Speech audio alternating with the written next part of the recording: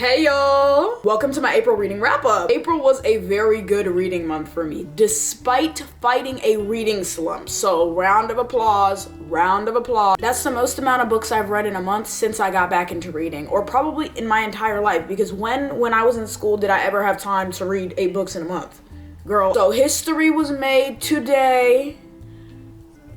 Thank you. I'm gonna split this up into 2 sections because I read some fantasy books that were like kind of romantasy, but like one of them was like not romantasy at all. One of them was just straight up fantasy, but 2 of them I would classify them as like a little romantasy flair, if you will. No, I would classify them as fantasy with a subplot of romance. That's what I'd say. So we're gonna split this up into romance books and fantasy books. I read a lot of romance books this month. Like, I used to never be able to read romance books back to back to back, but clearly that was the vibe that we were going for this month. And I'm not mad about it because I read some stellar romance books this month. This is my warning. The way my Goodreads ratings work, I just round up. Okay, so if I gave it a 5-star, there's a possibility it really was a 5-star, or it was a 4.5, 4.75. You feel me? Because they don't give you the 0.25s, the 0.5s on there. Starting off, we have Part of Your World by Abby Jimenez. This was a good book. It wasn't anything crazy for me. I gave it a 3.25 stars in my heart, but on Goodreads, I gave it a 3. This book follows Alexis, and she's a super rich city girl that comes from a family of renowned surgeons, constantly been living her life for her parents and for her family and for the legacy instead of living for herself. One day, under some very goofy circumstances, she meets our MMC Daniel, and he's a cutesy patootsy carpenter from a small town a few hours away from her city. I think she lives in Minneapolis, if I remember correctly. Fun fact, when I was a kid and I was stupid, I used to call it Minneapolis. Anyway, that's besides the point. She ends up getting to know Daniel a little bit more, spends more time in his small town, and she's like, hold up, wait a minute. What's going on? I don't know if I'm going to be able to combine his world and my world. She gets really confused and she freaks the hell out. Did I mention he's 10 years younger than her? There were a lot of parts of this book, I'm not gonna lie, they pissed me off because of the miscommunication. I was like, girl, I need you to use your words, I beg. However, it did have a very cute ending, and like the premise and everything was very cute, so I felt like a 3.25 was like a solid rating for this book. It was fine. It was fine. I'm definitely gonna read more of Abby Jimenez's books because people have told me that like this wasn't their favorite in her interconnected standalone series. This is the first one, and then there's Yours Truly, and then Just for the Summer. I have Yours Truly and Just for the Summer, and I'm definitely gonna read those because I've heard that that was like a lot of my mutuals' preferences were like the 2nd and the 3rd books. Next we have Funny Story by Emily Henry. Y'all know how I feel about my girl Emily. I recently did a reading vlog with all my reactions to this book, and girl, it was a doozy. I gave this book 4.5 stars in my heart, but 5 stars on Goodreads. Funny Story follows Daphne and Miles, who are roommates under some very interesting circumstances. It's actually sick and it's very messy. Both of their ex-fiancés left them for each other. Oh, God, right? Can you imagine? Can you imagine? No, look me in my eyes and tell me, can you imagine if that happened to you? Daphne ended up moving into Miles' place after the entire fiasco happened. For the most part, they avoided each other until one day they started building a friendship and they decided to make a plan that would make their ex-fiancés jealous of them. When you read it, you'll find out exactly what sparked the need for that plan. I don't want to spoil it, but this book is messy, and as you can see, I quite enjoyed the mess. There are a lot of tabs on this book. Emily Henry is my favorite romance author. She kills it every time for me. This book would probably be my 3rd favorite out of all of her adult romance books. My 2 favorite books from her are Beach Read and Happy Place. So in order, it would go Beach Read, Happy Place, then Funny Story. Because Beach Read and Happy Place were 5-star, 6-star reads for me. And one thing I always say about her books is that the romance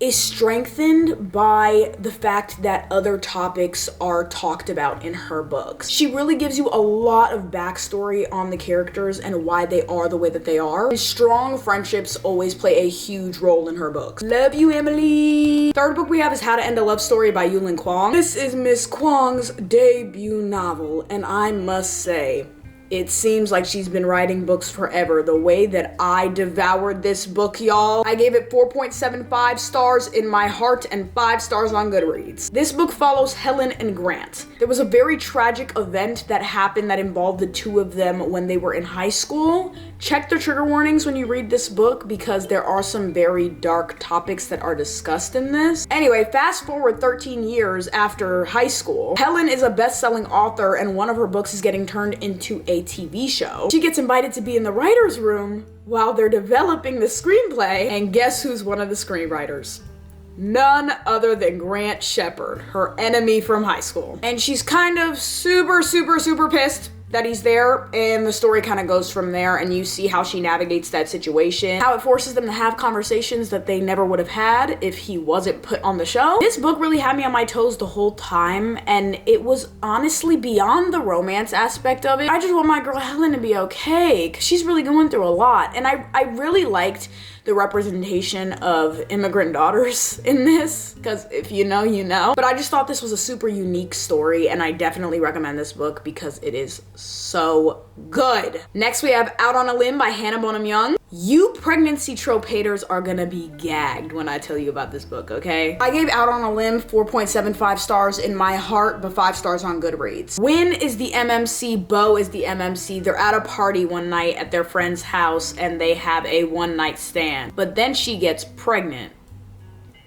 And girl. The premise of this book may sound very basic at its core to you, but I promise you, this was such a stunning romance book. Hannah Bonham Young really put her foot in this because it made me not hate the pregnancy trope. The development of their relationship throughout this story was just, oh my god. I literally am sick to my stomach thinking about it. That's how much I loved it. Loved the FMC in this. Like, I just loved her character. I was rooting for her the whole time. She did not piss me off once, and that's hard in books. The characters typically, whether it be the MMC or the FMC, they're gonna piss me off at some point, but she made me laugh. She's just like me for real, I swear. And Win was perfect? Question mark? Question mark? He was perfect? Huh? Who said that? I read this book in like a day.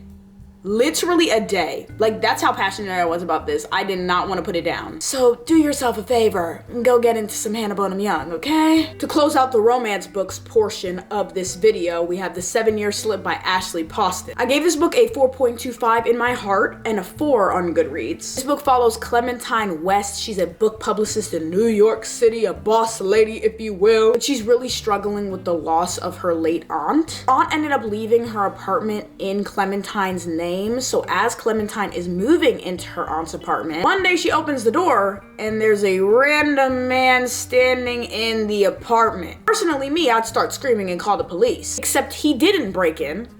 He was invited, but not in the present day, 7 years ago. And Clementine's aunt has always told her that the apartment was magical, but she never truly explained what she meant by that.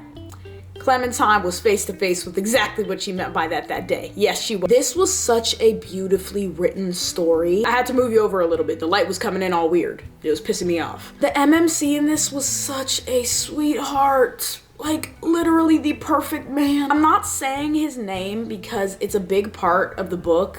His name is just like a big part of the book. I know that doesn't make sense, but you'll get what I'm saying when you read it. Them falling in love out of time just made me so emotional. Like, first of all, the concept of this book is insane. I couldn't do it justice by trying to explain it to you, but I promise you, pick up this book and read it. It is so beautiful. You see this? It's angering me. I had to move y'all again because the lighting was being messy. Again! Anyway, now we're moving on to our fantasy portion of the video. The Familiar by Leigh Bardugo. This was a highly anticipated read for me in 2024. It didn't eat for me. It didn't. And honestly, I'm gonna be so for real. I think I read it at the wrong time of the year. I think that if I read this book in the fall, then I probably would have loved it. But I just think the pacing and the historical aspect of it was just not it wasn't the right time for me in this book. I love historical fantasy. I do. There's literally another book in this video that is historical fantasy, but it just wasn't doing it for me. And I love everything that I've read by Leigh Bardugo. Ninth House, Hellbent, those are two of some of my favorite books. I loved Six of Crows. I loved Crooked Kingdom. And the writing in this was good. It's just like, I don't think I was in the right mood. The Familiar set in the Spanish Golden Age, and it follows a house servant named Lucia. She works for a Spanish nobleman, and one day her mistress, who don't be treating her right, like treats her very poorly, like very poorly, discovers that Lucia can actually perform like little miracles. And her husband, aforementioned Spanish nobleman, is actually not that rich. They're actually very impoverished. Her mistress tries to use Lucia's talents as a way to climb up in society, a clout chaser, if you will. Because the mistress is kind of just taking Lucia around and being like, look at my servant, look at my servant, look at what she can do. She catches the attention of a secretary that works for Spain's king. And the king is trying to find an advantage in his war against England's queen. But people knowing that she has this magic really puts a target on her back. And throughout the story, we really get to see what exactly that means for her and who she has to get involved with and ask for help. I'm probably gonna reread this book in the fall when the time is right, because I didn't even give it a rating on Goodreads. I didn't feel comfortable giving it a rating because I felt like it would not have been accurate to how I truly feel about the book. Season and the timing I read a book can truly impact how I feel about it. Earlier on in the month, I read A Tempest of Tea by Hafsa Faizal.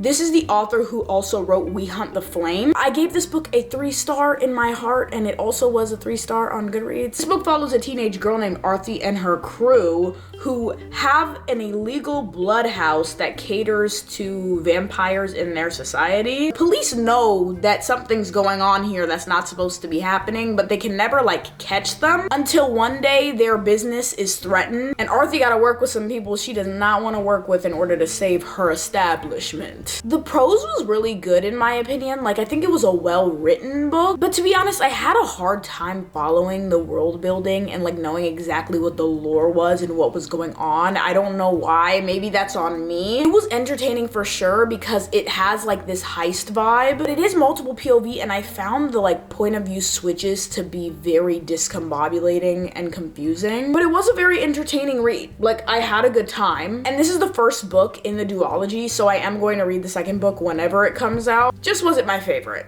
And lastly, we have The Cautious Traveler's Guide to the Wastelands by Sarah Brooks. This book actually comes out next month. This book takes place on a train called the Trans-Siberian Express. And basically, this train travels through this place called the Wastelands. The train is supposed to be very luxurious. Not everybody gets to hitch a ride, you get what I'm saying? But also, the Wastelands are known to be very dangerous. The last time I went through, something very bad happened, but no one can remember what happened. No one remembers. You get to see this journey through the perspective of multiple passengers on the train, and all of the passengers whose POVs you're reading have their own personal reasons for why they want to know what happened on the previous journey. I just checked my Goodreads and I don't have a rating on there for some reason, but in my heart this book was a 3.5, and on Goodreads I'll give it a 4. For fighting a reading slump, I think I did a pretty darn good job. This is honestly gonna be the summer of romance for me, girl. I feel like I'm gonna read a lot of romance books this summer, and I'm so excited for what May has to hold because I am out of my slump. Thank you, God. If you've read any of these books and you're like, girl, why'd you give it that rating? That book is my tried and true.